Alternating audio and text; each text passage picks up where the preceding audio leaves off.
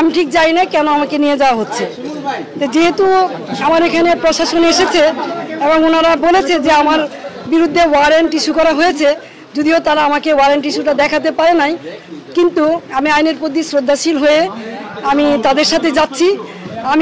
আমি দুঃখ প্রকাশ করছি যে তারা রাত্রেবেলা এসেছে, আমি রাত্রেবেলা বেরোতে চাই নাই, তারা সারা রাত আমার এখানে ছিল প্রশাসনের লোকজন, এই জন্য আমি দুঃখ প্রকাশ করছি যে আমি ওনাদের কষ্ট দিয়েছি।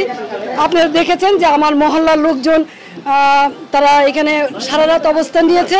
আমি আমার এলাকাবাসীকে মহল্লাবাসীকে ধন্যবাদ দিতে চাই তাদের এই ভালোবাসার কারণে, যে আপনারা কোনো শৃঙ্খলা আচরণ করেন নাই, শান্তভাবে।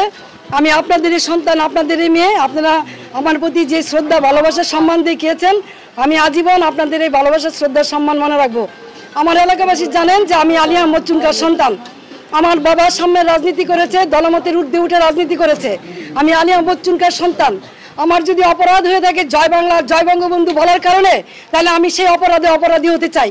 এই জন্য যদি আমার বিচার হয় তাহলে বিচার হবে।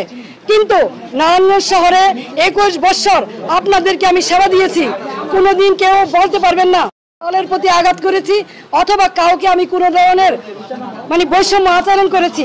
দলমতের ঊর্ধ্বে উঠে নিজের দলের ভিতরে থেকে তারপরে মানুষের কল্যাণে কাজ করার চেষ্টা করেছি। বিরোধ সত্য, মতভেদের সত্য, এই শহরের নারায়ণগঞ্জবাসীর জন্য এমন কোনো জায়গা নাই যেখানে প্রতিবাদ করি নাই। তৌকি হত্যা সহ সকল হত্যাকাণ্ডে যখন নারায়ণগঞ্জবাসী একদম চুপ ছিল, কেউ কোনো কথা বলে নাই, তখন আইবি আওয়াজ তুলেছে, এই শহরের মানুষকে কথা বলা শিখিয়েছে, অন্যায়ের বিরুদ্ধে প্রতিবাদ করা শিখিয়েছে।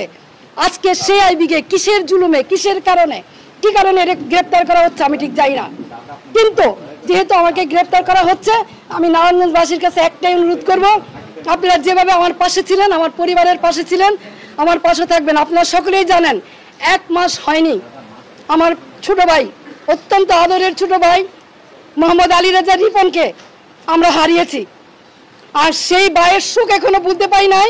3টা ছোট ছোট বাচ্চা, নাবালক বাচ্চা, তার মাঝখান দিয়ে আমাকে এইভাবে অ্যারেস্ট করা হলো, যেখানে আমার বড় ভাই নাই, বোন নাই, আমি সবার বড়।